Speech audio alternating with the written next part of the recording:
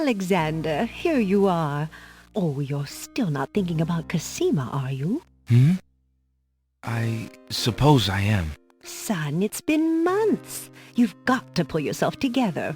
After all, you only met her that once. I know. Have you discovered anything about the land of the Green Isles? No.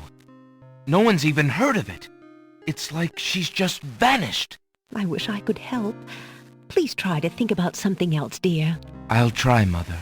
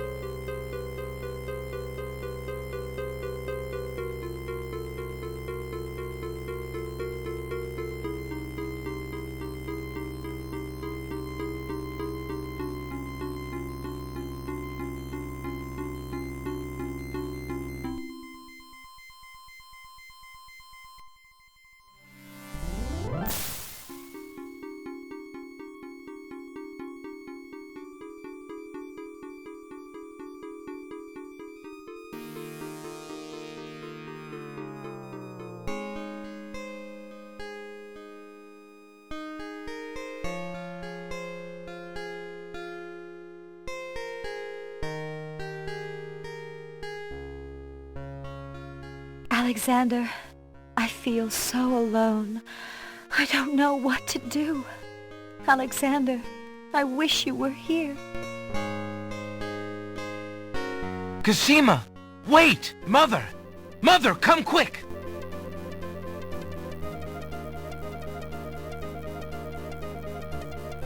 Alexander, what on earth? You're white as a ghost. Mother, I saw Cassima. She was in the mirror. In the mirror? The magic mirror? Yes! And it showed me how to find her. How? The stars! I saw the stars outside her window. I can navigate by the stars. Oh, Alexander, if you really go...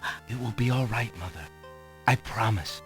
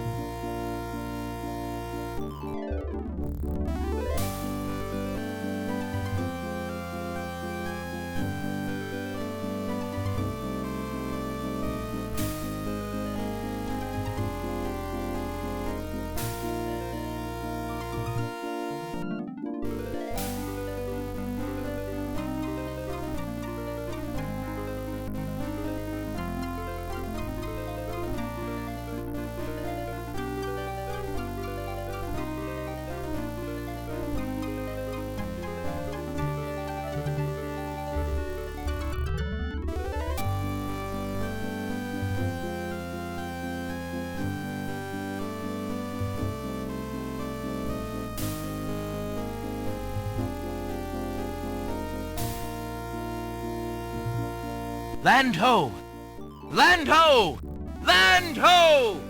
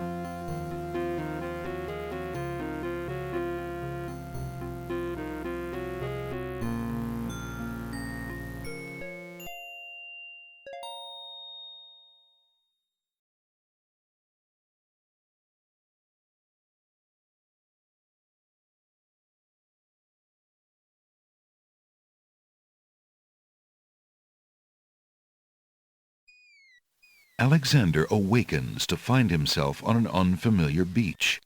For a moment, he is too dazed to remember how he got here. Then, he does remember. The shipwreck. The sea. Just as he had seen his men safely into the lifeboats, a gigantic wave picked him up and tossed him overboard into the churning sea. That was the last he'd seen of his crew. Debris from the shipwreck is scattered along the shore, but of the lifeboats and his men, there is thankfully no trace. He can only hope and pray that the lifeboats survived the currents, and that his men made their way safely back to Daventry. Hello everybody and welcome back to the Mystery Channel. I'm your host, Mystery, and it's time to kick off King's Quest VI.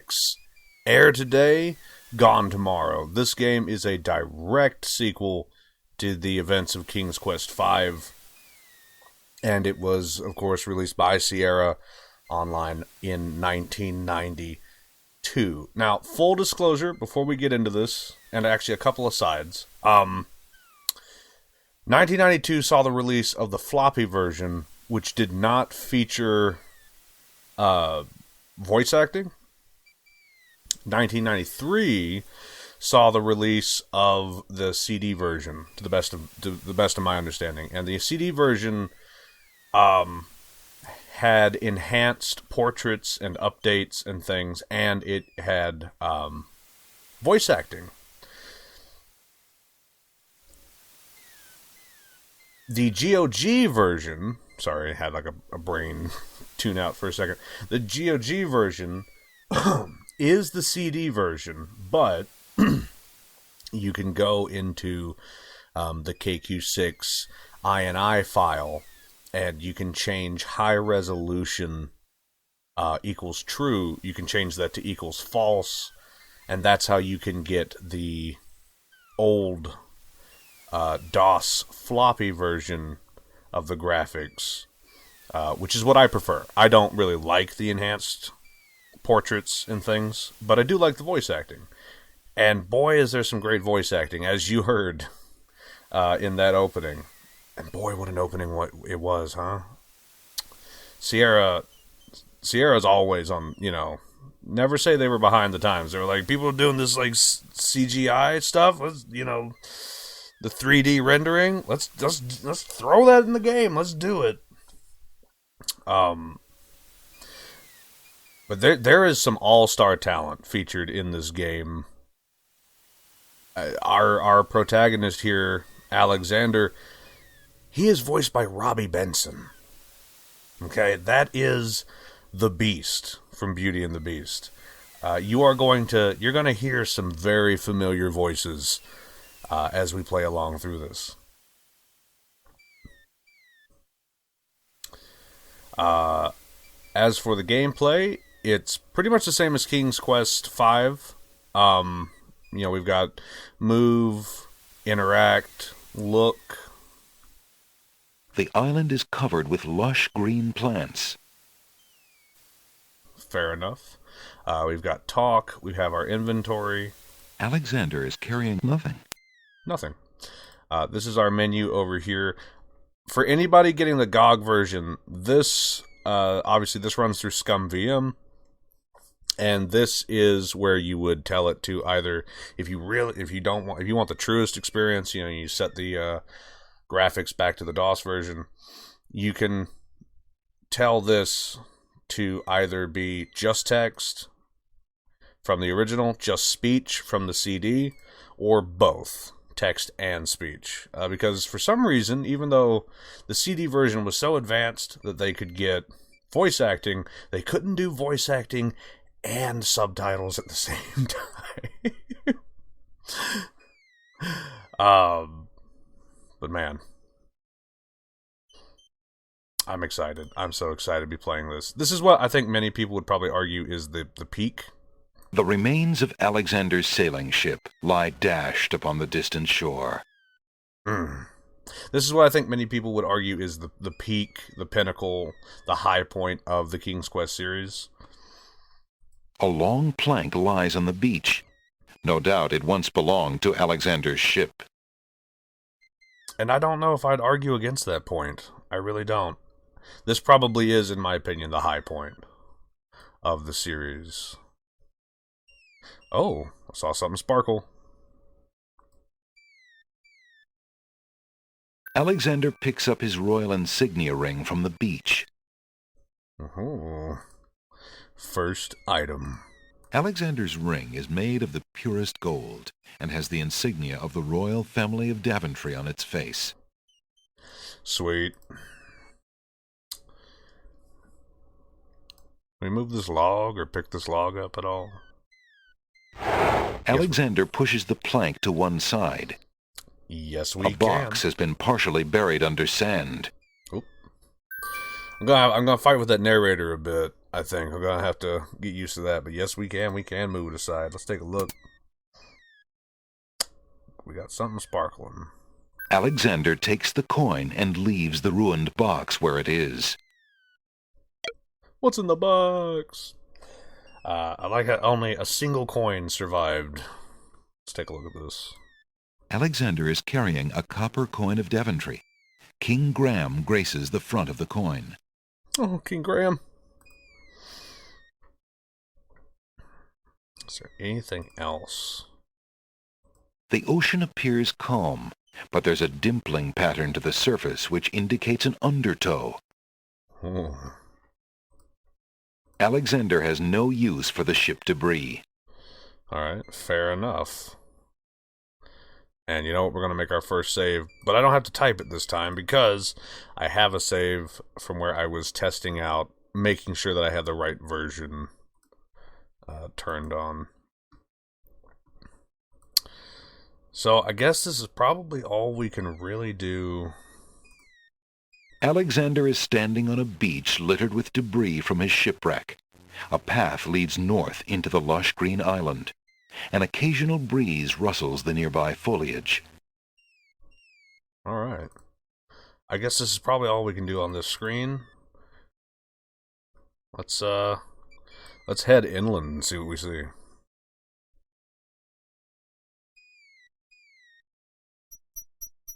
Ooh. This is pretty. Alexander is standing at a crossroads. To the left, he can see a village. To the right, a castle. From the south come the sounds of the sea. A grand old tree stretches its luxurious limbs out over the crossroads. To the left, a small village seems to invite the weary traveler. In the distance, a majestic castle shines in the sun. You know, we're here to see Princess Cassima. Princess Cassima is probably in that castle, if I had to guess. Hold on, we're moving just a tad bit slow. Can we... How's this? Yeah, that's pretty good. Actually, hold on. It's a little speedy for me. I like that. Yeah, I like that.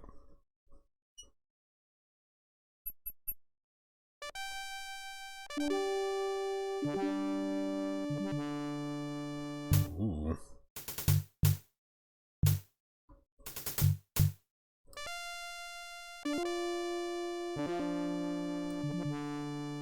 The castle appears to be of Moorish architecture.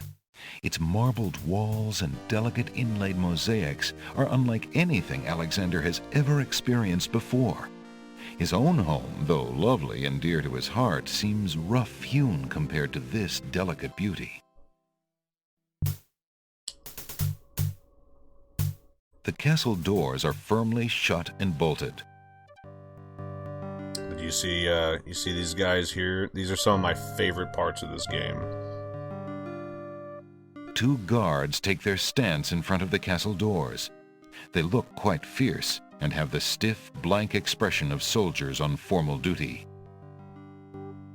Oh, okay. He's just not gonna talk. He's not gonna talk about the obvious. All right. Well, let's go up and talk to the guards. I think y'all are gonna get a kick out of this. No strangers may enter the castle of the crown.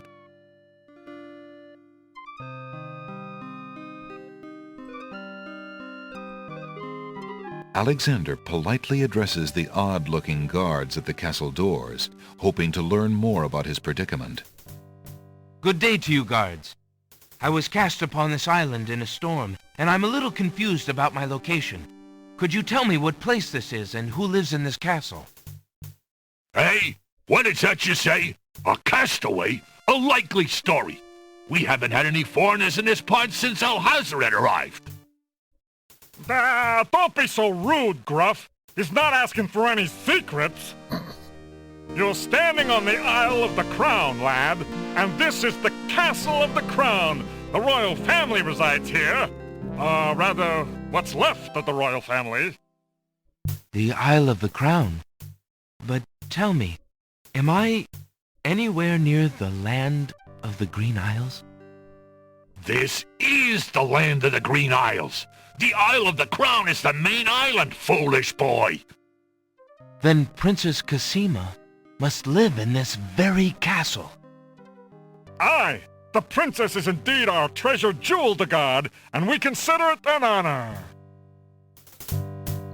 Cassima! Oh man, why we gotta get in?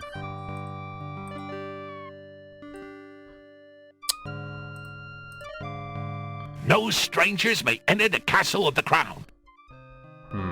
Oh wait, you know what? We've got our insignia ring. Alexander decides to show his royal insignia ring to the Castle of the Crown guards. With all of his papers lost in the shipwreck, it is the only possible calling card he can think of. Good day. I'm Prince Alexander of Daventry. I'm an acquaintance of Princess Cassima. If you could just inform her that I'm here, please. Heh, so everyone says. Let me just look at that ring. What does it say, Gruff? Kingdom of Daventry, Prince Alexander. Wait here while I go see what Captain Saladin thinks of this. Oh, Captain Saladin is so cool. Y'all ain't prepared. This is awesome.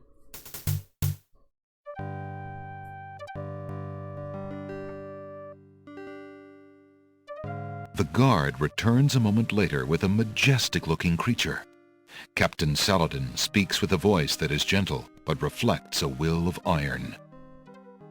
Prince Alexander of Daventry, I presume. I'm afraid I'm unfamiliar with your country, but I'm sure Vizier Alhazred will want to meet you, if indeed you are a friend of the princess.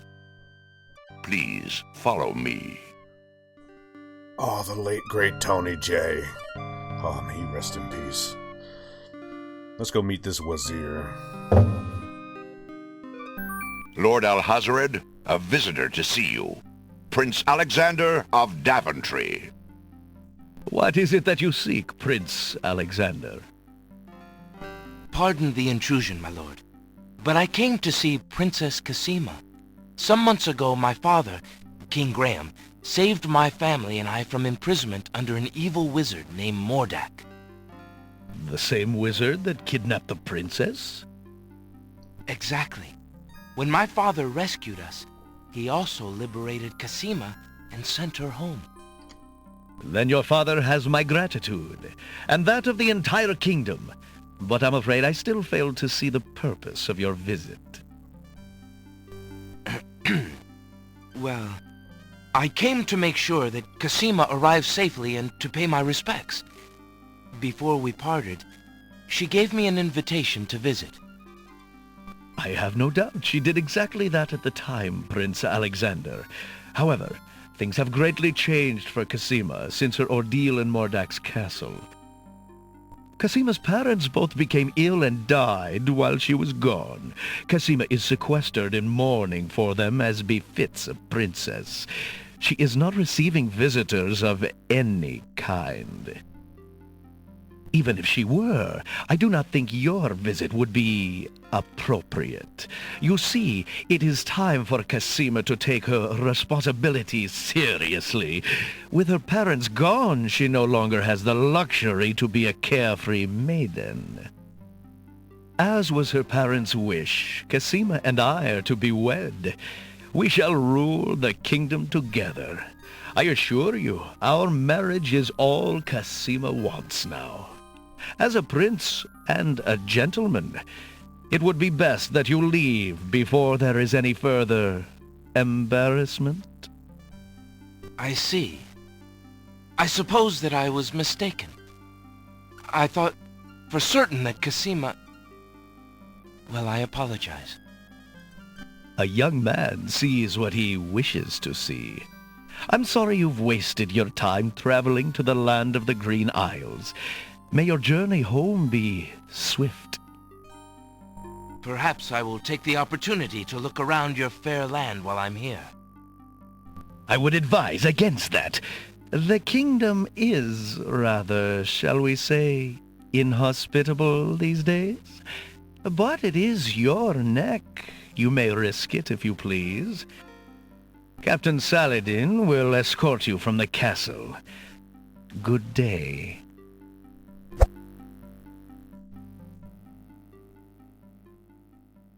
What a douchebag. You have had your hearing with Vizier Alhazred. I trust you will respect his wishes and not return. I have been instructed not to let you into the castle again. Good day, my lord. Captain Saladin whispers something to the guard dogs at the castle gate, and they nod with understanding. Oh, Captain Saladin. You're such a good boy, just following orders. Alexander has a feeling they won't be letting him into the castle again. You know, I think I'm probably gonna turn off the text overlay because it cut off a good bit of that cutscene, which is just unfortunate because it's all such beautiful art from the top to the bottom. Please, if you'll only be reasonable. I really must see the princess.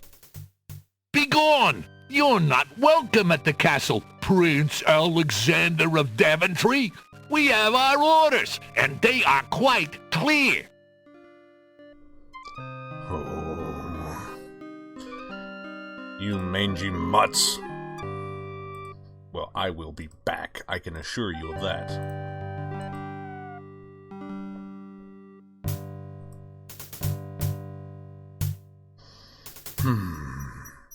That Wazir is such a prick. And the way he talked about her parents dying, oh, that makes me so mad. Her parents died. Oh, so sad. Whew. Imagine trying to keep me from my lady fair. We ain't gonna have that. Let's at least go ahead and check out the town while we're here.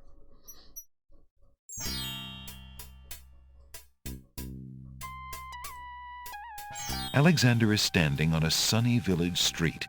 There are open shops to his right, a hard-packed path beneath his feet, and palm trees waving over his head. To the north, a key-shaped arch leads to another part of the village. Old lamps for new! Old lamps for new! An old beggar is peddling his wares in the village. He offers a variety of lamps, all neatly lined up on a long pole. The sign says pawn shop. Okay. The pawn shop window has the words curios and antiques painted on it. What an interesting looking shop. What about this one? The sign above the door says Ali's Books. Alright. Let's Old go. lamps for new! Old lamps for new! Alright, dude. Alright. Hello? Is anyone here? No one answers Alexander's shouted greeting. Perhaps he should find someone specific to talk to. I didn't mean to click on the ground. Good day, peddler. Good day, sir. If you would like to get one of my fine new lamps, I'll need an old lamp in trade. Isn't it a rather bad business? Taking old lamps and giving new lamps in exchange? Well, there's always a chance that I'll find a genie. If I had a genie, I'd be richer than a king. Besides, there's always a roaring business in antique luminaries.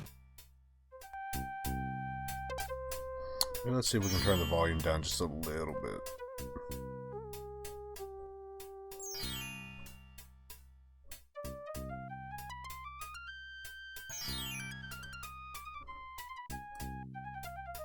Let's try the bookstore. I said, let's try the bookstore. I said, let's try the book. Alex!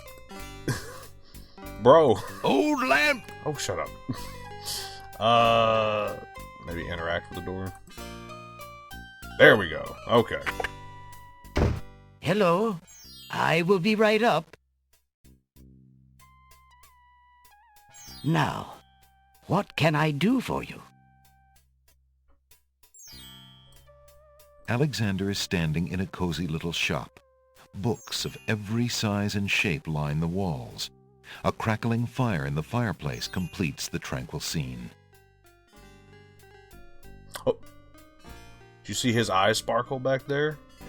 Remember that guy from the cutscene? His eye kind of sparkled too. Makes me wonder. An old man occasionally steals sidelong glances at Alexander from under a concealing hood. I got my eye on you, old man. A plaque bearing a merchant crest hangs over the doorway. The bookshop owner must be proud of his credentials.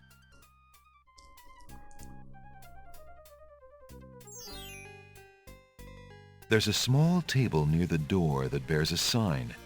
The sign has undergone a number of changes.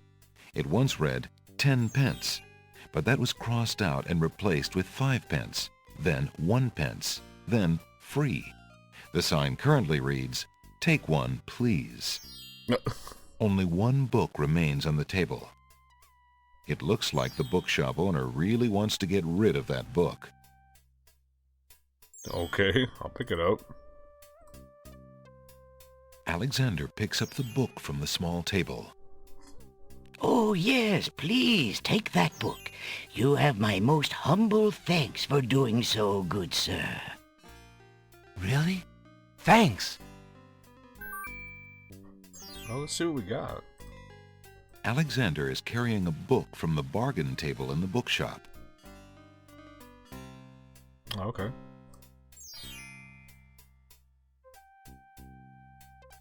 Alexander opens the bargain book and reads a paragraph at random.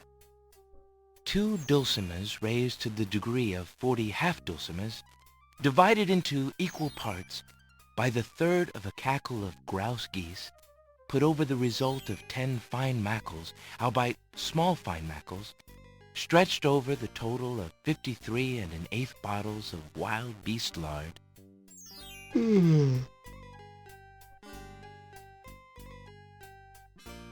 Phew, what an incredibly boring book. No wonder the bookshop owner wanted to get rid of it so badly. Let's see if we can talk to the bookshop owner. See what he's got to say. Good day, sir. I'm a stranger in this land. What can you tell me about the land of the Green Isles? That is quite a question, young man. Who are you, and what would you have me tell you? My name is Alexander. I know I am on the Isle of the Crown, but I'd like to know whatever you can tell me about this island, and if there are other islands nearby. You are indeed a stranger. Anxious is the man who knows not the customs of the land beneath his feet. This island is called the Isle of the Crown, because the royal family's castle is here. Besides the castle, we also have this village, and the docks over to the west. There are at least 3 other islands: the Isle of the Sacred Mountain, the Isle of the Beast, and the Isle of Wonder. At least 3? Does no one know for certain? This is no ordinary land, Alexander. The land of the Green Isles has always been a place of vague boundaries, as if islands come and go. Legend speaks of a 4th island, an isle shrouded in mists. I myself have never seen it. Then, too, the land of the Green Isles is said to exist on the boundaries of this world and the next. Even darker places are reputed to be closer here than anywhere else in the world. That's quite a claim. Claim, yes, but probably just local superstition. We who live here on the Isle of the Crown, at least, sleep well enough at night. Those first 3 islands you mentioned, how might I learn more about them?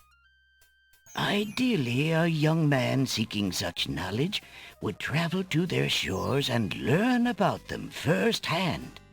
Meeting the leaders of each place would be helpful, naturally. Unfortunately, the ferry no longer runs between the islands. There has been much political unrest, and it has been too dangerous to travel for years. Perhaps the ferryman can tell you more. He has little enough to do these days. And if you haven't been there already, you might seek an audience at the castle. Thank you kindly, merchant, for all your good advice. Ah, but advice is free, Alexander. Making use of it costs much more. Advice is free, but making use of it costs much more. Wise words, Ali. Wise words. Well, we've had that beautiful, beautiful intro. We've made it to the land of the Green Isles. We've visited the castle, and we've been promptly kicked out. We've entered the village. We've learned a little bit about where we are.